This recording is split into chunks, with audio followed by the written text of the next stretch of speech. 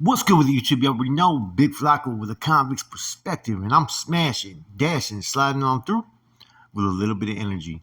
Please hit the like, subscribe, comment, do all those things to help support this channel, and hit that bell notification for future fire content.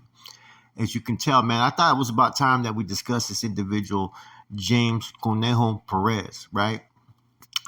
Who claims Sacramento, but is also from, I think it's Primero Flats out there in Southern California, if I'm not mistaken, originally.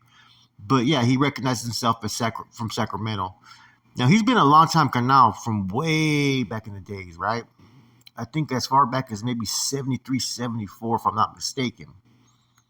And in the early years, he was just one of those ones that was able to stick around, if that makes any sense. Um, Sometime I think in the mid 70s, right, he was caught up as far as in an investigation that was going on into San Jose, into the Nuestra Familia. Um, he was arrested as well as several other individuals were. Now, that case was in 1975, right? And that was around the time when Babo Sosa, right, would drive down there to San Jose and bring a pound of heroin a month, right, to help support the regiment out there in San Jose. You had Bruiser that was in charge of San Jose, Mousy, Sunshine, and all these other individuals were lieutenants. And Cornell at the time was a lower rank of a lieutenant at that time. Now, they ended up searching fucking Cornell's house, which him and his sister were staying in, Yolanda Row, right? And the interesting thing about this, right, is that somehow they ended up searching another individual's house that they felt that the weapons were transferred to. And there was always questions, right? Did Conejo say something back then, right? And I think after we look at the track record of some of the sleazy things that he's done, there's no telling what he may have did back then.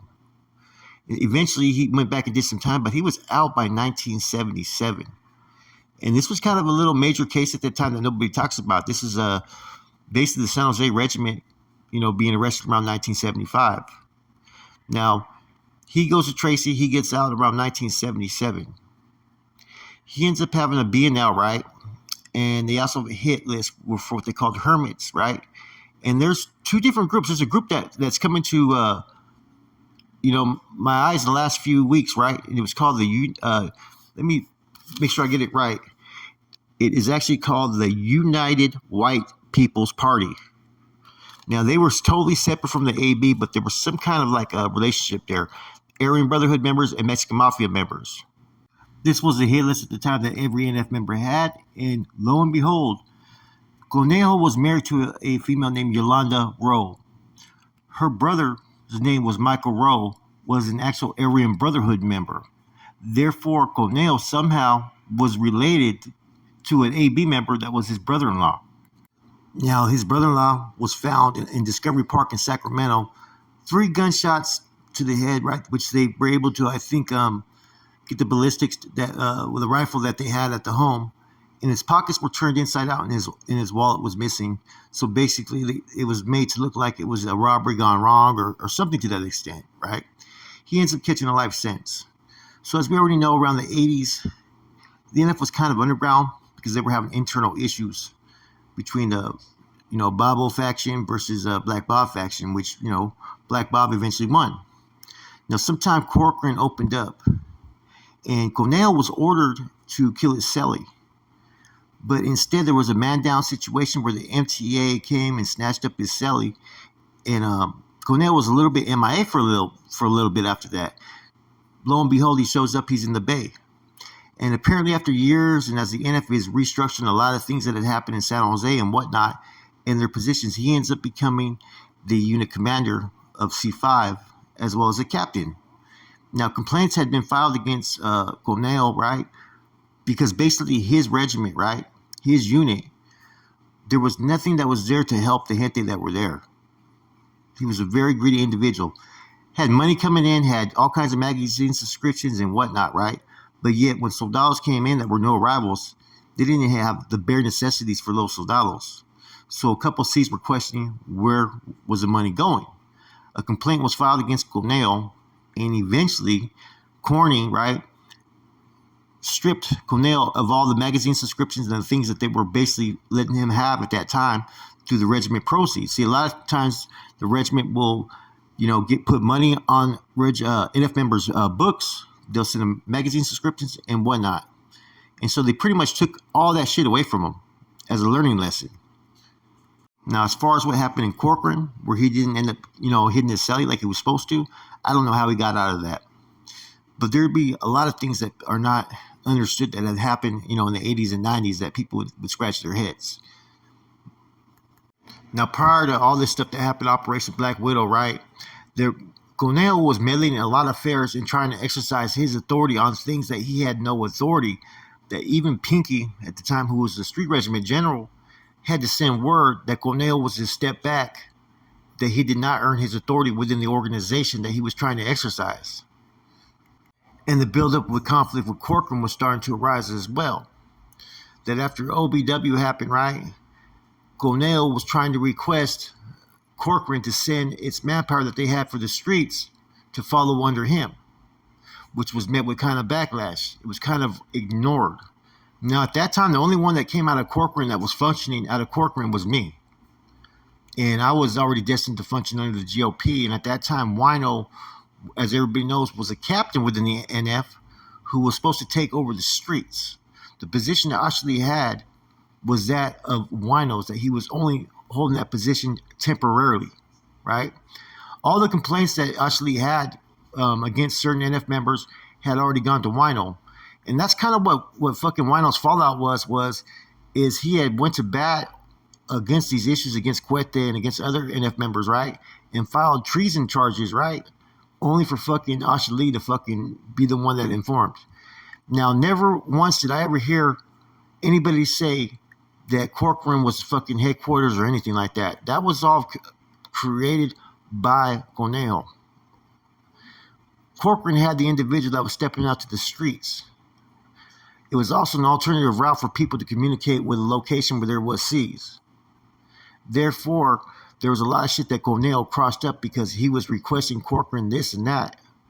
And they did not want to acknowledge or release who the manpower they had for the streets that were coming out of Corcoran. Everything was already accounted for anyways. There was no reason for Conejo to meddle in it. But somehow it became personal because Carlitos was one of the ones that had filed a complaint against Conejo back in C5. Okay? So next you know, filters were supposed to go out. But those same filters ended up being struck up by fucking one Huicho Gonzalez, who put his own little twist to the kite, in a sense, is what Conejo alleged.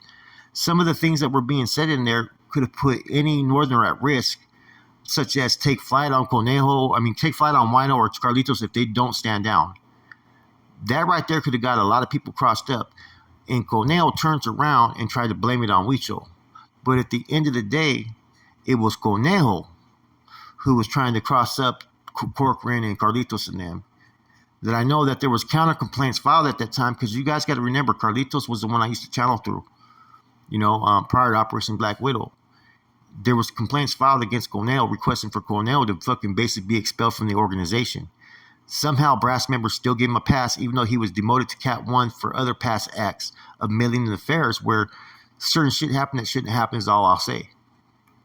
Now, without going into too much details, sometime around, I think it was between 2000 and 2002, an actual filter came out in regards to Cuete, Tex, and Conejo, demoting them all the way to the rank of Cat 1 for actions that put certain C's lives at risk or had to do with certain individuals' lives being took. Now, you could read it all in between that, but there was a lot of things that Conejo was actually fucking meddling in that he should not have. Bear in mind, he's been a long-time NF member. He knew how to he knew the game. He knew how to politic, as you can tell years later. Okay? So fast track it, he's demoted. Now, I was hearing all the way back in 2003, 2004, when he got demoted, man, that he was still up in the Bay complaining because I had a celly that was in contact with somebody that was in contact with Conejo. And Conejo kind of dismissed a lot of stuff that was going on and was trying to claim that he was never given his due process and whatnot. So here we go. They're starting to become filters going to the streets, and he's, exercising authority in different regions. Modesto was one of them, which at that time was supposed to be on freeze. So he knew what he could and couldn't do. Eventually, you have the situation happen with Chuco and Stork when they approached fucking Conejo about restructuring the whole mess up there. which Conejo was all on board. This puts him in a position, you know what I mean? As well as then you had fucking DC that signed off on it. Okay. Eventually, Stork was one of the generals that was up in the state. When he leaves, Conejo ends up ascending that position.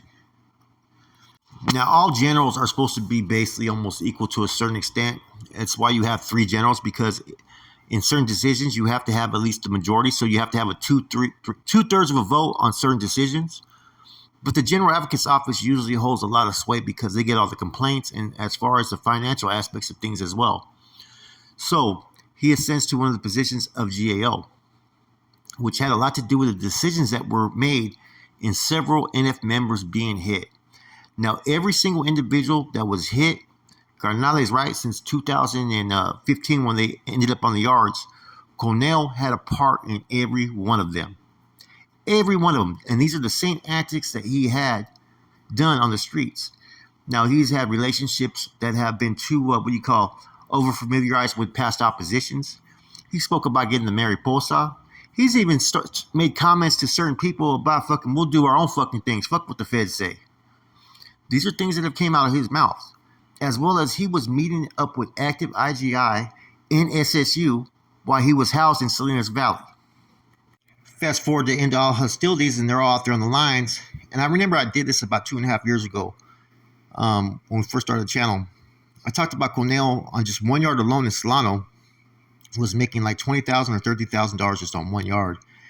And I think I got some criticism from some other YouTubers. And like 2 years later, a lot of them are actually saying that the money amount that Conejo and them were bringing on these yards was almost to that figure every fucking month. The Truth Filter kind of confirms what I was saying. And Conejo's always been a moneymaker. That's the thing about him.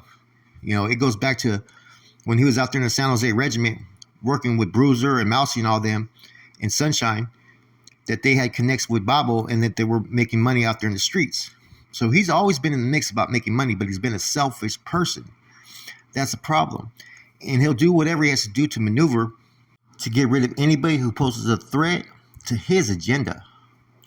Bear in mind, he was holding the position of General Advocate's Office, which is, any general position is key, but that right there got all the complaints.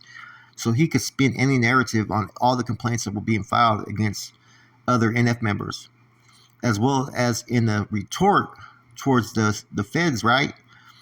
The state retort, he pretty much acknowledged that there was no due process in his standings and whatnot, and brought up all kinds of other issues.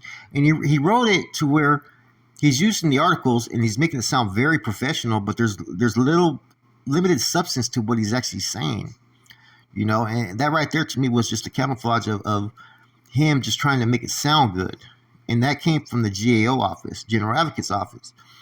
A lot of the filters that came that were anti, federal brass, right? They all came from the GAO. I've seen the filters, which was pretty much his office. There's rumors that he had paid off certain C's to follow his agenda because he was on a position where a lot of the money was coming in. And so there was a lot more backdoor politics, secretive politics that were going on amongst that circle up there in the Bay. That was all benefiting certain individuals. And you see all those that were put in positions, right, within the inner council and general council and whatnot, were all individuals who pretty much were either recruited by these generals, right, or had influence with these generals. So they played everything in accordance to how they had to play it. Bear in mind, when all discussions about reestablishing a mesa, who was it that they brought this to? Conejo. Conejo had been a long time Cat 3 member, so he knows the games of politics and how to play it. And I think that's why it was brought to his attention, because you had very few Cat 3s at that time. I think there was a total of 1, 2, 3. Stork wasn't there yet. You only had 3 at that time, and a couple had been demoted. So somehow he was able to weasel his way around it. And you got to remember the C's that were left over never held any Cat 3 rank or anything in the state. So it was kind of hard for these individuals to know what to do and how to maneuver around it.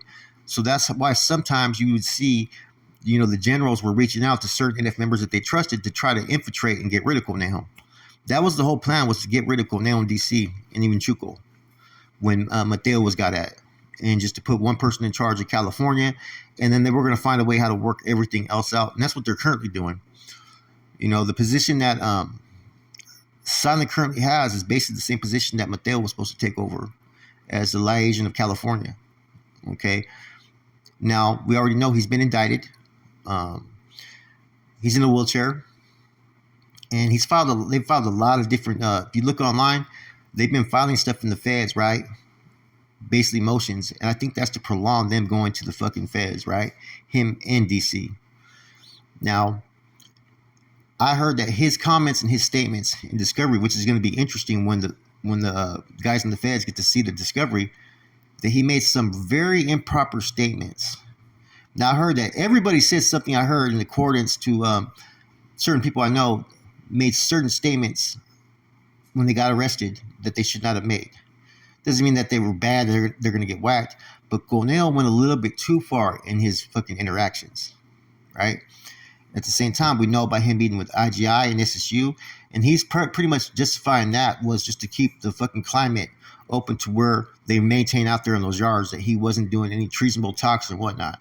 Who knows? Nobody was there to see it. That would not have been tolerated, 10, 20 years ago.